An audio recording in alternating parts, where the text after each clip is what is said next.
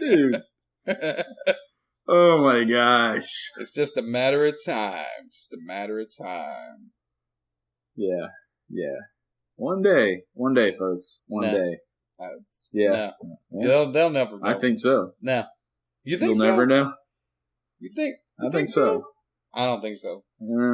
I think some know. Well, maybe not. I think I can think of some that know. No. Yeah. You think so? Uh-huh. Well, maybe one or two. Oh, yeah. In case you're wondering what's going on, Justin and I have just finished talking for about... How long have we been talking for? 45 minutes. 45 minutes, yeah. And you guys don't get to hear none of that because it's all very significant conversation just for the two of us. There are times that we have to talk. It's like, and we always say, on the record, off the record, you know, like, and Martin will always say, should we be recording for this? And I go, no, wait. Oh, not yet. Like, this whole thing serves as like, yeah, we want to entertain everybody, but at the same time, some of this stuff you don't get to know. It's privileged. You don't get to know. Well, and it's private stuff because Martin and I are helping each other out. You know what? Yeah, it's true. Yeah. A lot of pastors don't have what Martin and I have, and that is a friendship where we talk like every single week. Yeah. And we're not even in the same state. Yeah. And you know what? I think that we're closer as friends now than we ever were when we were living in the same town. Exactly. Like, I trust you more now. Oh, I trust you more now, too. Definitely. There's stuff that I'll tell you now that I never would have mentioned to you before. Like... Fact. Yeah, right here, too. Like all that stuff that I just got done telling you. So, yeah. There's no telling how much that's going to... Well, and I feel healthier. I feel healthier because of it. Like, this podcast is something to help me emotionally, spiritually, and ultimately it'll physically help me because I get a lot of that stress off of my chest talking with you. Absolutely. You know? Leia thinks it's really funny that I need an excuse to call you and talk to you every week for an hour, 2 hours, or something like that. But it's true. Yeah. I need an excuse, and the podcast is that excuse. Because if we didn't, it would be it would be weird. Super weird. Yeah. Just two guys talking on the phone all the time. Yeah, I don't talk to my mother on the phone. Yeah. So I'm not going to call you up and talk to you. There has to be some ulterior motive, and that's what the podcast is. It's the ulterior motive.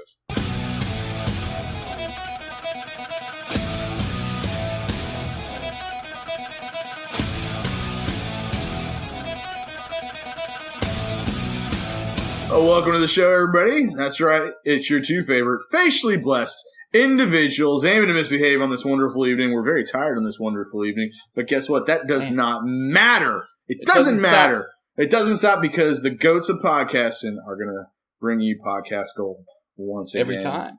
Every time. So thanks for joining us. Yeah.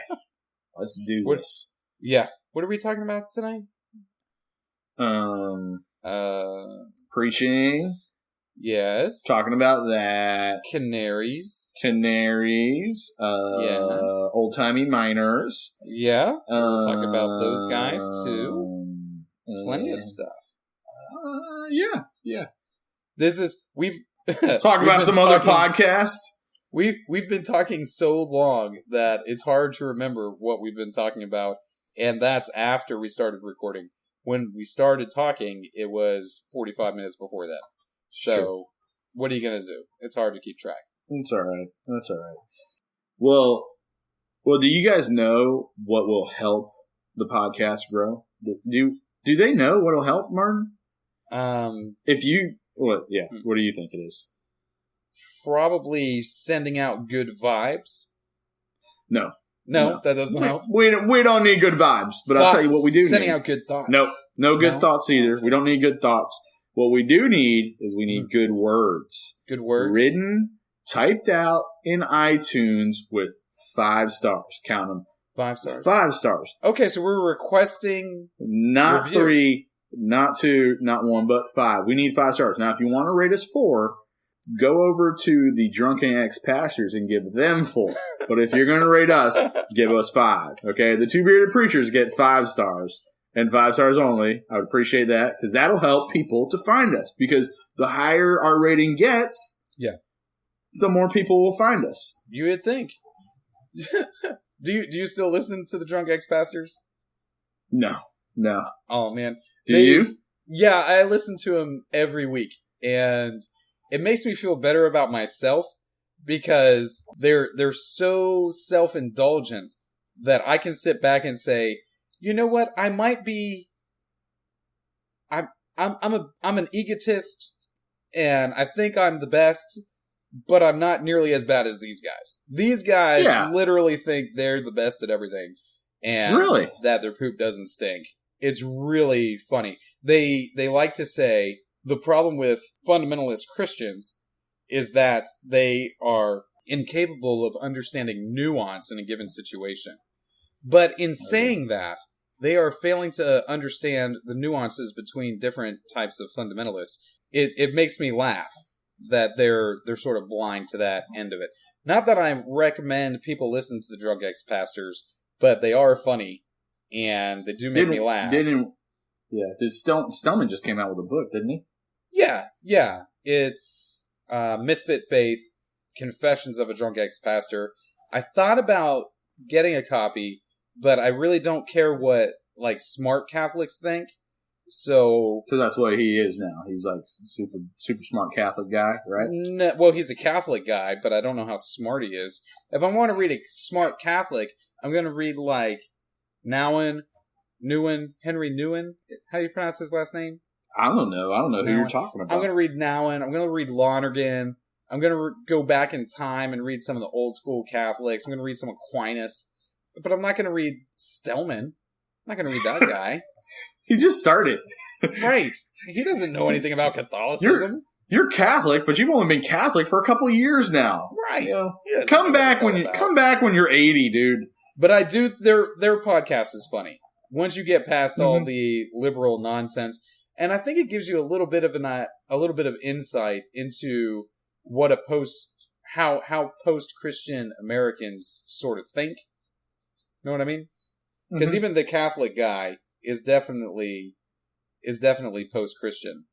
His love of Catholicism is really a love of the motions of religion, and that's one of the going jokes that they have, that he wouldn't be Catholic if they didn't have all the smells and bells and all that sort of stuff. He goes to confession and everything, does all that. He hasn't really talked about going to confession that I remember, but he might.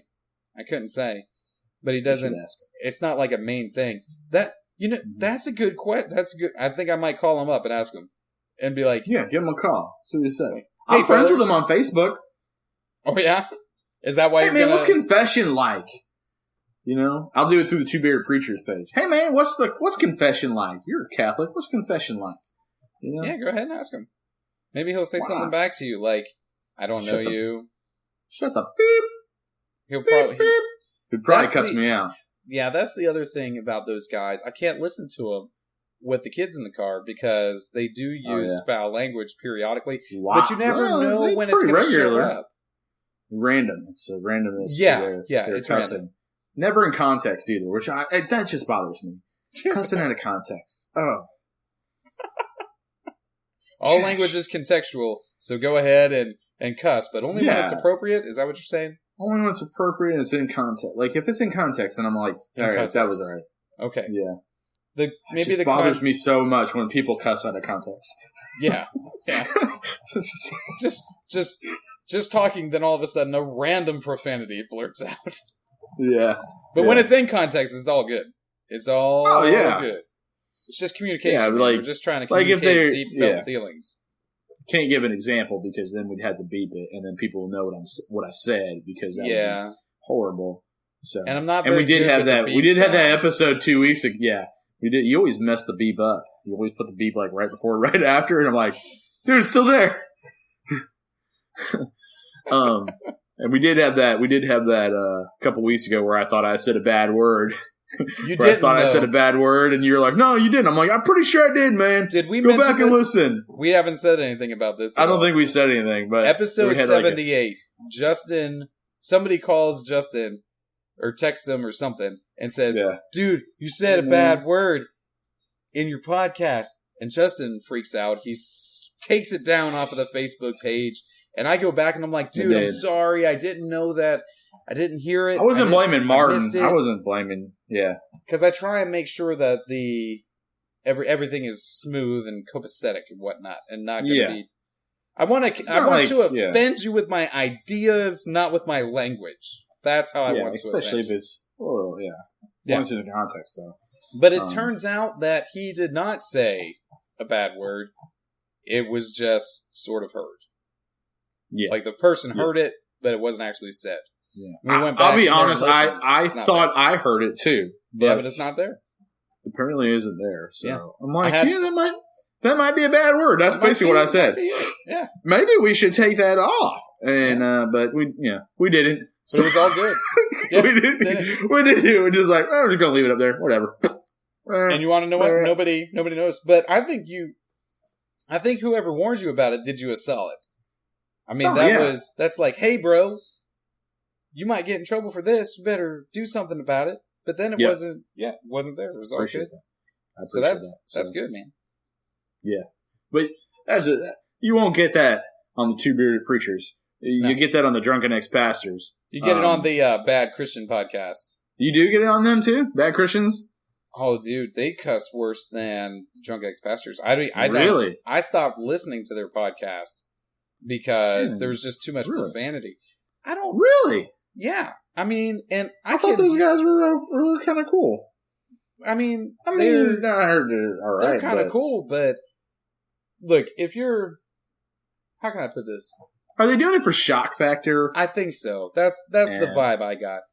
If you want to use profanity and you're in the service or something like that where profanity is just a part of the language, or if I don't know. I think all language is contextual, meaning that there's perfectly appropriate times to say profane words. I don't think that the ideal time to do that is like for me, I choose not to say the 7 dirty words you're not allowed to say on television or the radio or whatever. I choose not to say those because even though at times I think those words would contextually not be sinful, I doubt my ability to refrain from using them excessively and in a sinful fashion if I started. Know what I mean? But if other people want to use them, I'm sort of like, I don't care. Because I've heard far more horrible things out of precious old ladies than than any foul-mouthed cursing person could ever say to me. I mean, you would not believe some of the filth that I've heard out of an old lady. So out of old ladies, but like you've told me stuff you've learned in the military, and I'm like, oh my goodness, how did it's funny because I'll go back and I'll tell Faye, and she's like, where did you get this from? I go, Martin told me.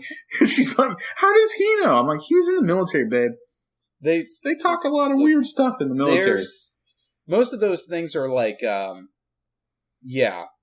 like various sex moves and that sort of stuff where they make up funny names for them. And I think that I don't think any of it's real. I think all of it is just creative use of language. And at least I hope many of those things are not real because they're horrible. And I'll tell you some offline that... Yeah. You've already told me a bunch. That might just make you think, oh my goodness, that's the worst. The key, thing I've ever heard. The way you figure it out is Urban Dictionary. Oh no, that's a terrible, terrible thing. That educates you. Never Google anything that somebody says like that. Never be like, hey, I wonder what that is. They tell you something really bad. Don't Google it. The sex thing. Don't Google that. Yeah. Go to Urban Dictionary. You can put it in there, and it'll just give you a definition and no pictures.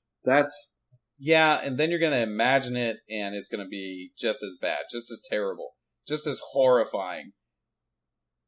But no, all that because stuff, like you had told me something about like a year ago. You Yeah. told me something like a year ago, and I'm like, man, that's not that right. don't sound right. Was it right? That don't sound. And then I looked it on Urban Dictionary, and I was like, no, he's right. Yeah, he was right. Yeah, you know. And so, did you go home and try it? No. I don't even know what it was. I don't even know what you're talking about. Kicked out of the house if I tried that. Oh my! Oh yeah, I was like, I'm not going to try that. Terrible. Horrible idea. That's an act of violence, not love. Yeah, I love my wife. What's wrong with you? I don't even know what you're talking about. I don't know. I can't remember what it was either, but anyway, yeah, the Bad Christian podcast, because I listened to it for a while and I enjoyed it for a while, but the profanity just got out of hand for me. And when you start questioning the concept of hell and you're starting to lean towards universalism and that sort of stuff, I just have a tough time taking you seriously at that point. It's like you're so far outside of the Christian norm. It's what am I can't even. Universalism is just stupid. It's so Rob Bell, you know. Oh gosh. Well, you have to dismiss so much of the text. I mean, Jesus says a lot about hell. He talks more about hell than he talks about heaven. People don't like that. Mm-hmm. They sort of ignore that, but that's the case. That's the reality. So, I mean, you got to do something with that. You have to. You have to formulate your theology around things that are given to us in the text, not around what we like or what makes us feel good or what makes us appreciate God, right? Your appreciation of God is not necessary. Your obedience to God, that's what's necessary. Yeah. So, they went down sort of liberal Christianity, kind of antinomian sort of stuff. And I just don't have time for that, especially from fellers who are not thinking about things deeply theologically. I can put up with that a little bit from somebody who has some deep insight. But if it's just people who are making statements in order to justify their poor behavior, I don't need that. No, yeah. I do that enough on my own. I mean, I don't need encouragement in that way. Have you seen the new Guardians of the Galaxy? Not yet, man. I'm telling you. I would love to see it. Leon and Roger have both been bothering me about seeing it, but it's like there's too much on my plate at the moment. I want to take Dave to see it. Is it good? Yeah. Can I take Dave to see it? Or is I took both my kids. Okay. Yeah. And you didn't feel like I'm a bad dad? You didn't feel like your dad failing while you did it? I pretty much take all my kids to see all like the superhero movies. I don't feel bad. You take them to Deadpool and Logan. That's the only two I didn't take them to. I did not take them that. They asked me to watch those. They were like, "Hey, Dad, can we watch the new Wolverine?" I go, "No, You do not need to see Wolverine and Professor X saying the F word to each other. You don't need to see that. That's just." It's awkward. You don't need to see the little kid killing all the people. Now, oh my gosh, so violent. Man, I would not let my kids watch that movie, but that is my favorite X-Men movie that I've ever seen. It is so good. Pretty good. That's pretty good. I mean, I like Deadpool better. Does he count as... He's part of the I know X-Men he's in the area. X-Men universe and everything. Yeah. Him and Cable, yeah. Oh. That's probably the best one. I liked it, but I mean, it was funny. I definitely enjoyed the humor. I felt bad about it. It's like, man, I'm laughing at this, but I feel so bad. Should I be laughing at this right now? Probably not. Yeah. I enjoyed Deadpool, but I just thought Logan was a better movie. Logan seemed like Rocky Balboa to me. Did you watch Rocky Balboa? The one where he's all old and he fights the young guy? Oh, no, I saw the latest one. The Creed. Yeah. Oh my gosh. I didn't watch that one through the entire movie. I heard it was pretty good. I cried, dude. Like just bawling tears. Well, the one before that, Rocky Balboa, he's like old and decrepit. He's running a restaurant, and he sees a thing on Sports Center or whatever that said that he couldn't. He would probably lose to these new fighters or whatever. And he goes and he has a fight with a young fighter. He goes, he trains and fights. And it's so great. It's wonderful. And I got the same vibe from Logan that I got from Rocky Balboa. Where it was like, man, this is really good. I wish that they would turn the whole X-Men universe into the sort of tone of Logan. Because the X-Men story is so, I mean, it's sad. It's about genocide. And there's all sorts of parallels because you have Magneto, who was in Auschwitz or whatever, and they sort of try and commit genocide against the mutants. Yeah. It's a dark story. Oh, it is.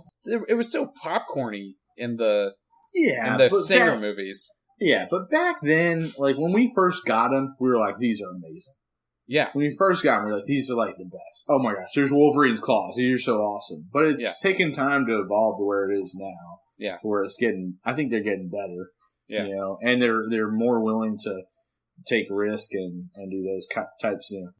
You think Deadpool 2 will launch, what is it? Is it like X-Force that has people in it?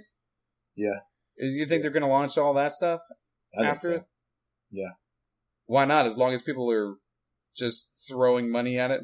So, dude, I think that one's going to go on for a long time. And I'll tell you what, Wade Guardians of the Galaxy hit on the second movie is amazing. In my opinion, better than the first one. Really? Because the first one was like a sleeper. Nobody was expecting that one to be as good as it was. Well, no one, I don't think anybody. Yeah, I don't know if anybody expected this one to be as good. Yeah. They're like, the second one probably not going to be that good. Because that's kind of how the Avengers movies were and everything. They weren't as good as the first. Like, the first one was pretty good. Yeah. It was really good. You know, but well, because we hadn't seen it before. And then when it came out, it was like, whoa! I was so impressed with Guardians of the Galaxy. It was hysterical. Like, it was hidden. It was, like, hidden all the time. Like, it was just funny stuff. And Drax in this movie is, I mean, he was funny in the first one, but he is hysterical. Mm-hmm. Okay? And, I mean, him and Rocket, and, I mean, it's just the whole thing is good. And, like, they took to a whole new level on the villain in this movie. The villain in this movie is fantastic. I read an article about that said that this is the first Marvel movie that got the villain right. Yeah, that it's good. The villains in all the Marvel movies are sort of like whatever. They're throwaway. They're all. It doesn't even matter what's going on with them. Thanos, come on. Thanos doesn't seem like nothing. What's he doing? Collecting Infinity Stones? Who cares? Whatever. Yeah. Just throw a Hulk at him. It'll all be fine. Yeah, this one is good, man. I was there, and they're. I mean, and Chris Pratt, making it happen like a champ. Oh my gosh, totally, it is the best. This is just so good. Okay, so good. I went back and I've watched like the first one like 3 times since I watched the original. Oh, really? Because it's just so good. That pumped up about it, huh? Yeah, I mean that pumped up. I was like, this is so good. And it was great. I will make sure to take Dave to see it sometime. Everybody was like, and people complained about like the music wasn't as good in it. I'm like, it was fine. It was good. Everything was good. The soundtrack was good. You know, gonna do some 80s, early 80s, late 70s songs. That's what's gonna make. It's great. It was good. And I thought like the story, it brought all the story back together. And it's, it's legit, man. It's legit. I liked it a lot. Okay. I'm looking forward to it. I'm looking forward to Thor Ragnarok. Yeah, that'll be good too. Mostly because I'm doing Planet Hulk with it. Yeah. But that's what I'm interested in. But Thor wasn't really originally in Planet Hulk. No. It was that other dude. That horse face guy. Whatever. I don't know who it is. But I need to watch the cartoon Planet Hulk first. Then do it. Beta Ray Bill. It was Beta Ray Bill. That's who it was. What? Yeah. Beta Ray Bill was... Beta Ray Bill? Yeah. Sounds like a Western.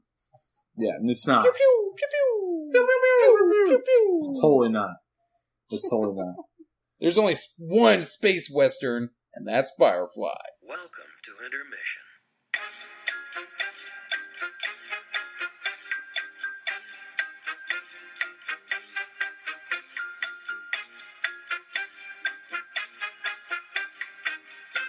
Yeah, intermission.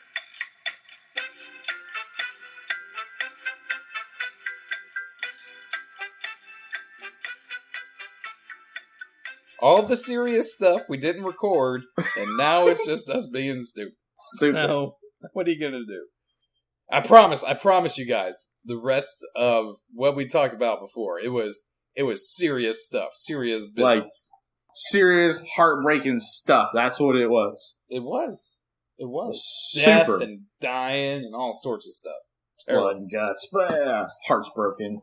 Yep. Like, really, really dramatic things. But wait, we don't want to bring you dramatic? all down with that. Dramatic Both. or traumatic? Both. It's dramatic and traumatic. Are they the same thing? Well, no.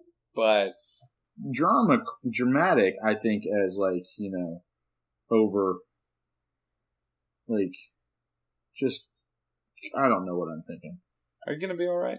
I It's don't a little know. bit late. Yeah, it is, but that's all right. Anything for you guys. You know what? I had a board meeting tonight before this meeting.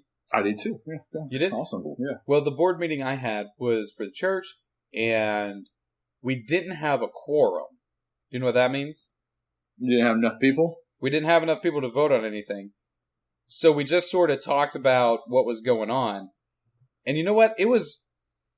I found it very productive. Even though it was impossible for us to actually do anything. Like, we couldn't make any Super decisions. productive, although nothing we like that. didn't do anything. I thought it was productive in the sense of sitting back and discussing, okay, what is going on with the church now? What are the issues that we're facing? How are we going to interact with them? What concerns do we have? And essentially, what's going on in my congregation is we've got some generational issues, which I think are pretty standard in church work, particularly in a family church like mine is. My church has 7 or 8 major families that everybody is associated with one of these families or other, right? Mm-hmm. That's just how the church is. We've got grandparents and parents and kids and some great grandbabies, So there's a widespread. We've got occasionally on any given Sunday, we might have 4 generations of a particular family sitting there. Yeah. Which is pretty cool. It is. Yeah. But whenever you have that, you're also going to have generational issues. Like, the greatest generation might not like the way that their Gen X preacher, that's me, wants to do things, or the way I want to go about business. So we were sort of discussing those things and the different methodologies that maybe we should use, the different sort of leadership paradigms we should be following. I found it really helpful just to sit back and acknowledge and to see that everyone on the board recognized that these issues are apparent. Yeah. It's not just me sitting back, and it isn't like I'm seeing something that other people don't also see. So it's nice to get that validation. It's like, yeah, you're not crazy. These sorts of challenges do exist here in the church. We do need to work through them. We didn't solve anything. We didn't answer any problems, but we were able to sit back and say that while our Gen X group moves into leadership, which is essentially what's happening, and our forgotten generation, greatest generation guys are all out of leadership in the church or moving out, and baby boomers are some baby boomers are around there. All those different generations behave in different ways and have different expectations of the staff and different expectations of the membership, different expectations on methodology. Just sitting back and saying how that we don't want to alienate the folks who came before us, while at the same time we can't afford to be utilizing methodologies that are no longer effective. Mm-hmm. So I think in all of us discussing that, we can see, okay, so yes, we do need to change some things. We don't necessarily need to change everything right now. Yeah. We can move slowly in implementing change to something that's more effective for upcoming generations. but you do it slowly so that it's not so abrupt for the generations that are moving out of leadership. Yeah. Which I felt really positive about it when we were done. I would have been better if we could have made a decision and voted on something while we were there. There were a couple of things that we probably should have voted on, but it's whatever. That happens. It is what it is. Yeah. You know what? You know what's good though? Huh. Here's the good news. No matter what, okay? Because I read this article. I read a podcast. No, I didn't read a podcast, but yeah, I read a blog post, an article, and it was about. It was like a survey on what do people look for in churches now. Like, you know how it's like, oh, people come for this, people come for that, people come for this, people come for that. Mm-hmm. And right now, Martin. Yes. The most fog important machines. thing. They come for the fog.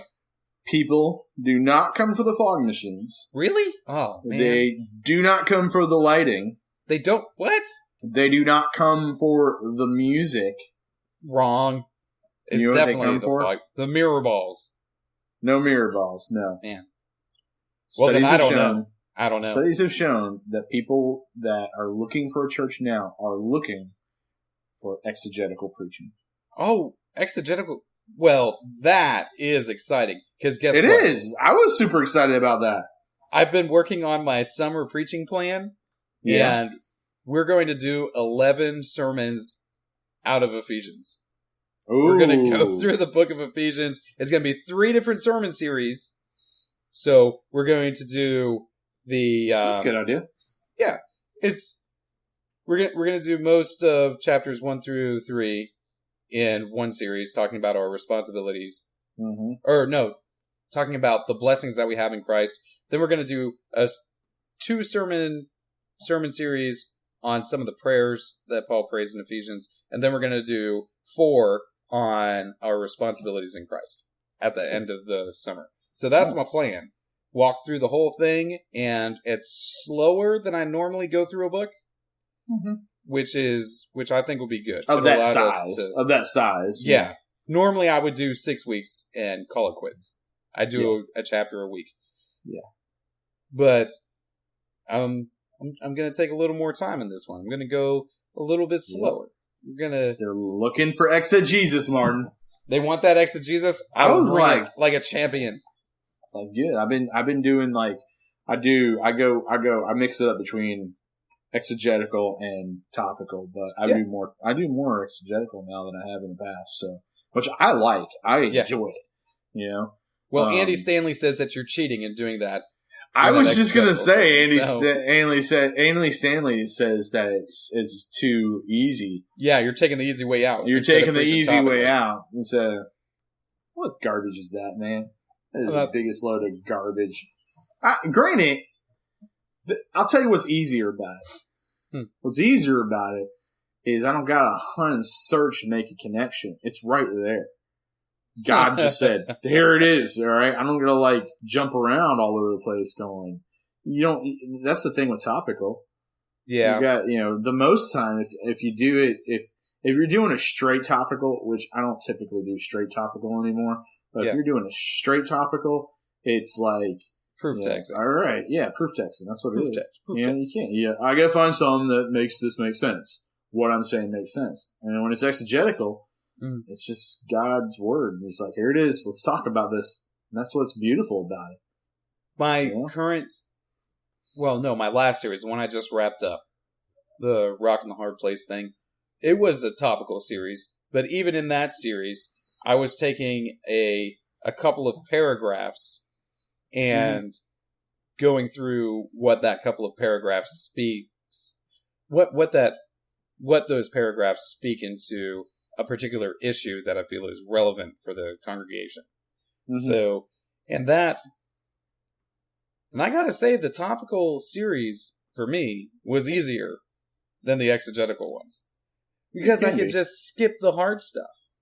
And I already had this one planned out, so it wasn't like I needed to skip any hard stuff, and I was deliberately doing topics that I knew were more difficult.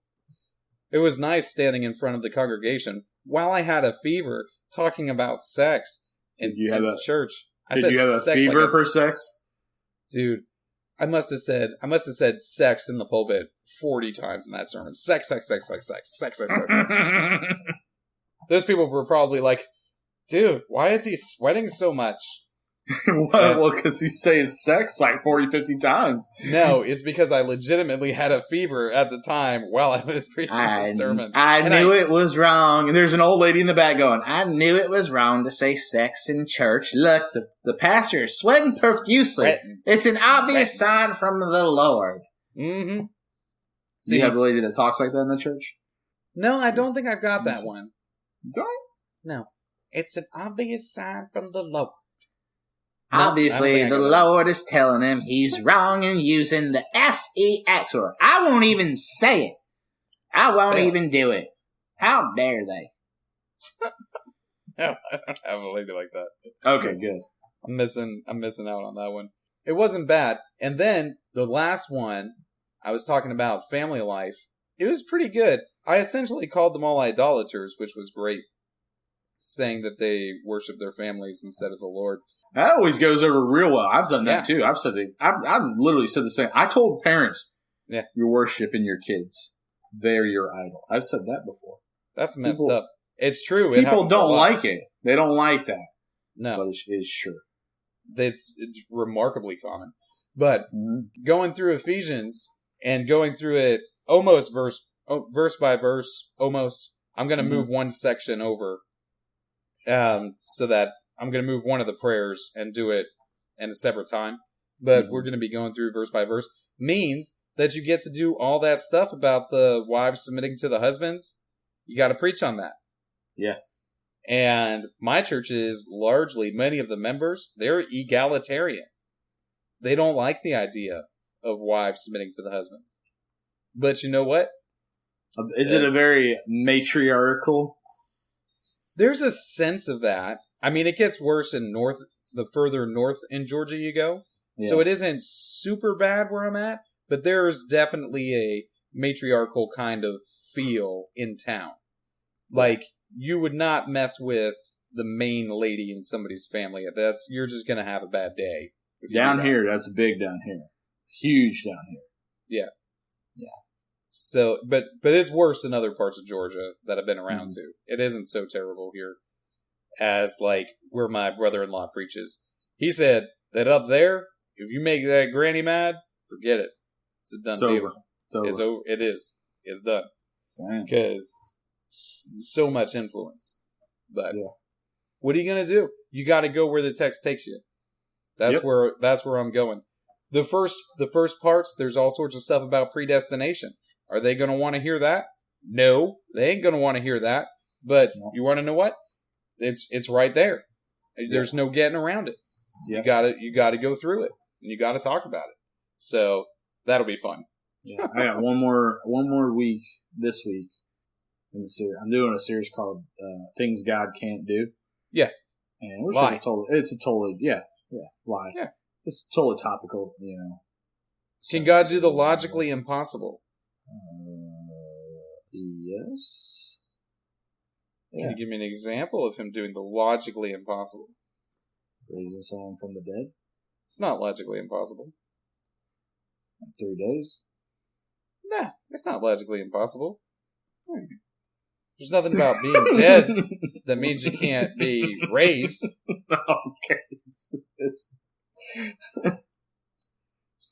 Logically impossible is like, can you have a round square? It's like, no, you can't have a round square. That's not where because roundness and squareness are not the same. So it's not where I was going. Yeah, I wasn't going with that. No, that's not where you're going? I wasn't going with squares and stuff like that. No, don't. Yeah. Listen. Well, you don't need to talk about that. No, you didn't want to do that? I wasn't going with that. So yeah. Me and Leon have an ongoing discussion as to whether or not God can do the logically impossible. So. And then you come up with things that are like, can he make a round square? Yeah, round square. I would say no. Can he make a dolphin be a squirrel? What? Right. Is there something about squirrelness that means it can't be dolphinness? Here's the question. Can he make a dolphin be a squirrel, or can he call a squirrel a dolphin? I mean, he can. But is it really? But is it? What does that make it a dolphin? Would that? I mean, be he's the why? one that created it. Yeah. So you can get into all these different fun little thought experiments where you're trying to figure out, could God do this if he were so inclined? Where it doesn't even matter because he doesn't. That's where God doesn't make round circles. Can he make? Round squares. Can he make a man a woman? Ask Caitlyn Jenner, bro. I was hoping you would say something like that. I set you up. It was just like, you did. Boop, there it is. That was Caitlyn Jenner. It's like an alley-oop. It was. Alley-oop. It was You like, toss her up, and I just slam it home. Good job. Like a Good job. champion. I'm so proud of you. What's your next one going to be? You're wrapping up the series. Yeah, God can't ignore sin. So nice. I like that. Now he can't. You're right. He can't. His holiness will not allow it. Exactly. And it started off like, and this is how I kind of like on Mother's Day, I did this. I only did a 20-minute sermon, which I probably should have gone shorter because we had that special thing at the end, and we kind of went long. But I should have gone shorter. But it's all right. But I did like a 20-minute sermon, which I typically go between 20 and 30. Mm-hmm. Right. I go between 25 and 30 is where I typically go. So I cut off about 10 minutes. Mm-hmm. But basically last week's was God can't stand sin, and talked about, because of his holiness, and everything is based off things God can't do is based off his own nature. Like he can't go against his nature, and him being God can't not be God. So that's like the foundational point of the whole series. Mm-hmm. And so like I led into that, and at the end I said, here's the deal: God can't stand sin. I said why, and it's about his holiness, but I also put into what it does to us, and us being he died for us and everything. So I pulled that all in together. But I said basically, here's the deal: God can't stand sin. And see, your God is a God of action. Like he doesn't just talk about how bad sin is. He doesn't just say, hey, don't do this. He doesn't just kind of, he doesn't talk. Our God is a God of action. He's a doer. Mm-hmm. He's not just a talker. He's going to say that God stay away from sin, and then he's going to do something about it. And so I said, so since God can't stand sin, therefore God can't ignore sin. And that's what we're going to talk about next week as we close our series. And so it led me right into that. Nice. And this week, as I talk about God can't ignore sin, I'm talking about basically, obviously gospel presentation, but we're talking a lot about how, how this is not our home. This is, God has prepared a place for us, and, mm-hmm. So that's kind of where I'm going with this week. So you're gonna talk about hell. I'm talking about heaven this week. So hell. I'm not talking about hell. I'm talking about heaven.